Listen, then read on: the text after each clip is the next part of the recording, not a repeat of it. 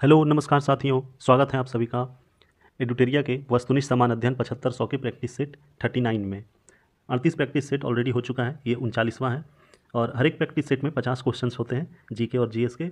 और ये सारे क्वेश्चंस हर एक एग्जाम के लिए इंपॉर्टेंट है, जिसमें भी जीके जीएस पूछा जाता है। वीडियो स्टार्ट करने से पहले आप लोगों से रिक्वेस्ट है कि चैनल को सब्सक्राइब कर दीजिएगा और वीडियो को भी लाइक कर दीजिएगा। तो चलिए शुरू करते हैं। पहला क्वेश्चन है, संविधान सभा में किस प्रांत का प्रतिनिधित्व सबसे अधिक था? तो इसका आंसर हो जाएगा संयुक्त प्रांत। संयुक्त प्रांत किसको कहते थे? तो उत्तर प्रदेश का जो इलाका था इसे संयुक्त प्रांत कहा जाता था। अगला क्वेश्चन है, किसने भारतीय राष्ट्रपति का निधन उनके कार्यकाल के दौरान हुआ था? मतलब पूछा गया कि टोटल कितने राष्ट्रपति ऐसे हुए हैं जिनका कि निधन उनके कार्यकाल के दौरान हुआ है। तो ये टोटल 2 राष्ट्रपति थे। कितने? 2। और इन दोनों का नाम है, पहला है जाकिर हुसैन और दूसरा है फ़खरुद्दीन अहमद। जाकिर हुसैन और फ़खरुद्दीन अहमद। अगला क्वेश्चन है, किसने प्रस्तावना को भारतीय संविधान का परिचय पत्र कहा था? तो ये कहा था N.A. पालकीवाला। N.A. पालकीवाला ने।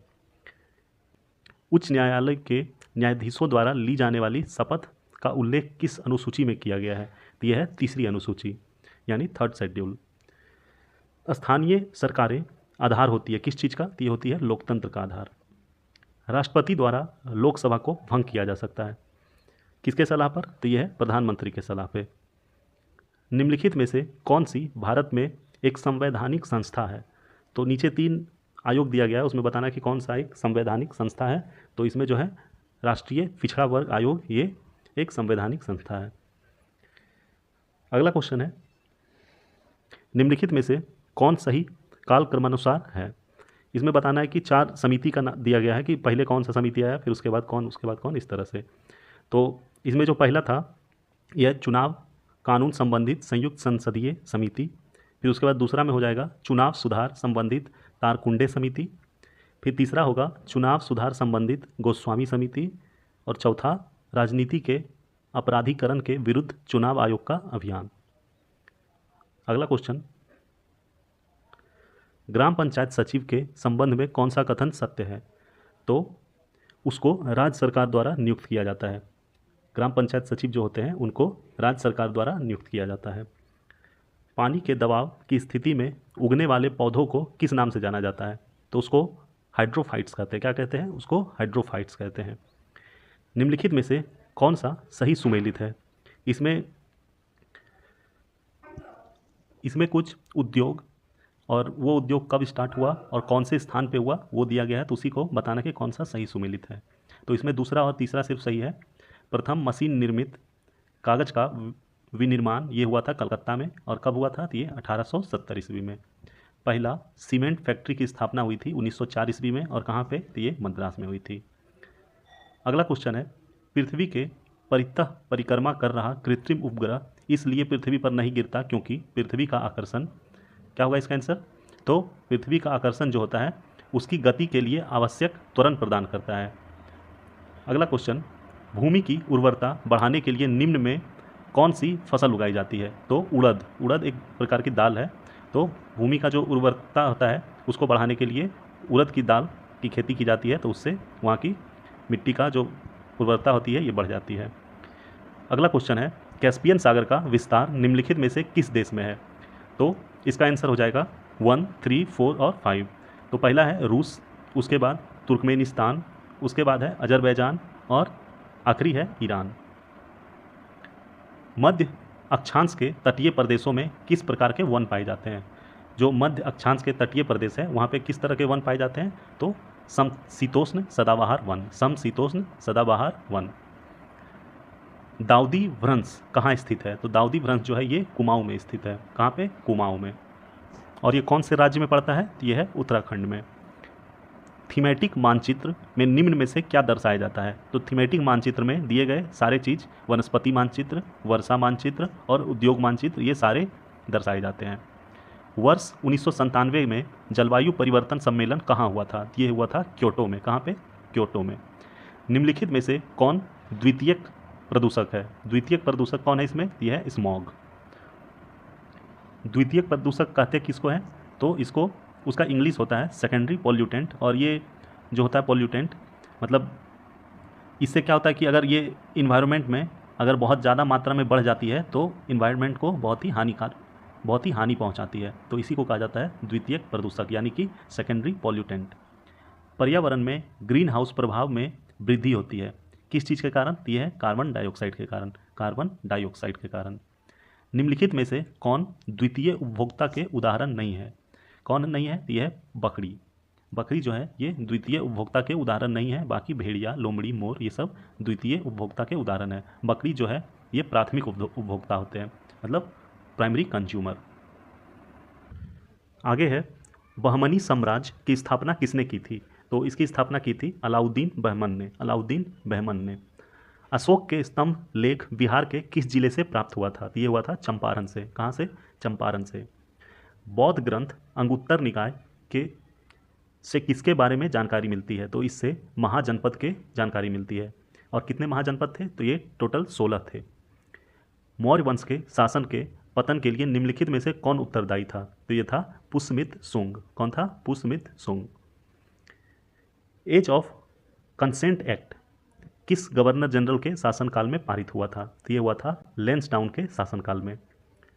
1857 की क्रांति से संबंधित पुस्तक द ग्रेट रिवेलियन के लेखक कौन है? तो ये है अशोक मेहता। कौन है? अशोक मेहता। अखिल भारतीय साम्यवादी दल की स्थापना की गई थी कब? तो ये 1925 ईस्वी में। अखिल भारतीय साम्यवादी दल की स्थापना। और ये किसने किया था? तो ये एक कम्युनिस्ट पार्टी के नेता थे जिनका नाम था एम.एन. रॉय, और ये हुआ था कानपुर में। अगला क्वेश्चन है गंडमक की संधि के साथ किस युद्ध की समाप्ति हुई थी? तो ये है द्वितीय आंग्ल अफगान युद्ध।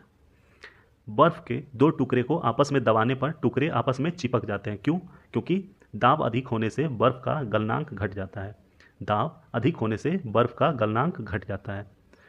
निम्नलिखित में से किसकी वेदन क्षमता एवं आयनन क्षमता सबसे अधिक होती है? तो यह है गामा और अल्फा। गामा और अल्फा। एक अच्छे ईंधन में कौन सा गुण शामिल नहीं होता है? तो उसका ऊष्मीय मान निम्न होना चाहिए। जो एक अच्छा ईंधन होता है उसका ऊष्मीय मान कम होना चाहिए। निम्नलिखित में से कौन सही सुमेलित नहीं है? एक तरफ कुछ सिद्धांत और नियम दिए गए हैं और उससे रिलेटेड साइंटिस्ट का नाम कि किसने उस चीज़ की खोज की थी वही बताना है। तो गति विषयक नियम ये तो न्यूटन ने दिया था। प्रकाश का व्यक्तीकरण ये थॉमस यंग ने। प्रकाश का तरंग सिद्धांत ये हाइगेंस ने। और जो गलत है ये है प्रकाश के अपवर्तन का नियम, ये आइंस्टीन ने नहीं बल्कि, तो इनका नाम है विले-वॉर्ड स्नेल। विले-वॉर्ड स्नेल। निम्न में से कौन ठोस, द्रव और गैस तीनों रूप में पाया जाता है? यह है अधातु। निम्नलिखित में से कौन सा एक रेडियो एक्टिव तत्व नहीं है? तो यह है कैडमियम। बाकी यूरेनियम, प्लूटोनियम और थोरियम ये सारे रेडियो एक्टिव तत्व है। गैमेक्सिन, डीडीटी, ब्लीचिंग पाउडर के महत्वपूर्ण यौगिक क्या होते हैं? तो यह होता है क्लोरीन। क्या होता है? क्लोरीन। मानव श्वसन में कार्बन डाइऑक्साइड का संचरण सर्वाधिक किसके माध्यम से होता है? तो ये होता है बाइकार्बोनेट्स के रूप में। बाइकार्बोनेट्स के रूप में। प्राणियों के निम्नलिखित में से किस संवर्ग में त्रिकोष्ठीय हृदय होता है? तो ये होता है उभयचर और सरीसृप। उभयचर और सरीसृप। इसको इंग्लिश में कहते हैं रेप्टाइल्स और एम्फीबियंस। अगला क्वेश्चन है मूत्र का पीला रंग किसकी मौजूदगी के कारण होता है? तो ये होता है यूरोक्रोम के कारण। किसके? यूरोक्रोम। टेरिडोफाइटा। टेरिडोफाइटा पौधे के उदाहरण है। कौन सा? तो यह है मर्सीलिया एवं फर्न। मर्सीलिया एवं fern. The brief history of time नामक पुस्तक किसने लिखी थी? ये लिखी थी स्टीफन हॉकिंस। स्टीफन हॉकिंस ने। राजस्व घाटे में पूंजी परिसंपत्तियों के सृजन हेतु अनुदान को घटाने पर हम पाते हैं क्या? तो यह है प्रभावी राजस्व घाटा। प्रभावी राजस्व घाटा। व्यक्तित्व परियोज्य आय से क्या अभिप्राय है? तो ये होता है व्यक्तिगत आय में से प्रत्यक्ष कर को घटा देने से व्यक्तिगत परियोज्य आय मिलता है। उपयोगिता से क्या तात्पर्य है? उपयोगिता जो होती है ये एक विषयात्मक अवधारणा है। क्या है? एक विषयात्मक अवधारणा। प्रधानमंत्री रोजगार योजना की शुरुआत किस पंचवर्षीय योजना के दौरान हुई थी? ये हुई थी 8वीं। कब? 8वीं। विश्व का पहला स्टॉक एक्सचेंज की स्थापना किस देश में की गई थी? ये थी नीदरलैंड में। छोटे पैमाने के उद्योगों के विकास के लिए सुझाव हेतु किस समिति का गठन किया गया है? तो यह है आबिद हुसैन समिति, आबिद हुसैन समिति। योजना प्रयोजन हेतु राष्ट्रीय राजधानी क्षेत्र की रूपरेखा तैयार करने हेतु निम्नलिखित में से किस मानदंड का प्रयोग किया जाता है? तो यह है प्रकार्यात्मक एकता, भूआकृतिक और जनसांख्यिकी विशेषता तथा प्रशासनिक संलग्नता। लांबा पवन ऊर्जा कहाँ स्थित है? तो यह है तमिलनाडु में। कहाँ पे? तमिलनाडु में। आखिरी क्वेश्चन है, पिछवाई चित्रकला किस देवता से संबंधित है? तो यह है श्रीनाथ यानी कि कृष्ण भगवान से। आगे कुछ स्मरणीय तथ्य दिया गया है गुप्त वंश के बारे में, इसको भी पढ़ लेते हैं। समुद्रगुप्त का उत्तराधिकारी चंद्रगुप्त द्वितीय हुआ। इसके शासनकाल में फाहियान भारत आया। इसके दरबार में कालिदास, धन्वंतरी, वराह मिहिर जैसे विद्वान रहते थे। चंद्रगुप्त द्वितीय का उत्तराधिकारी कुमारगुप्त हुआ। सबसे अधिक अभिलेख कुमारगुप्त एक के मिले हैं। इसने नालंदा विश्वविद्यालय की स्थापना की। प्रसिद्ध सुदर्शन झील का पुनरुद्धार किया था स्कंदगुप्त ने। गुप्त काल में भू राजस्व कुल उत्पाद का 1/4 भाग से 1/6 भाग था। इस काल में उज्जैन सर्वाधिक महत्वपूर्ण व्यापारिक केंद्र था। गुप्त सम्राट वैष्णव धर्म के अनुयायी थे। विष्णु का वाहन गरुड़ गुप्त शासकों का राजकीय चिन्ह था। गुप्त राजाओं की शासकीय भाषा संस्कृत थी। गुप्त काल में चांदी के सिक्के को रुपक्या कहा जाता था। मंदिर बनाने की कला का जन्म गुप्त काल में ही हुआ। गुप्त काल को भारतीय इतिहास का स्वर्ण युग कहा जाता है। और आखिरी है, अंतिम गुप्त शासक था विष्णुगुप्त।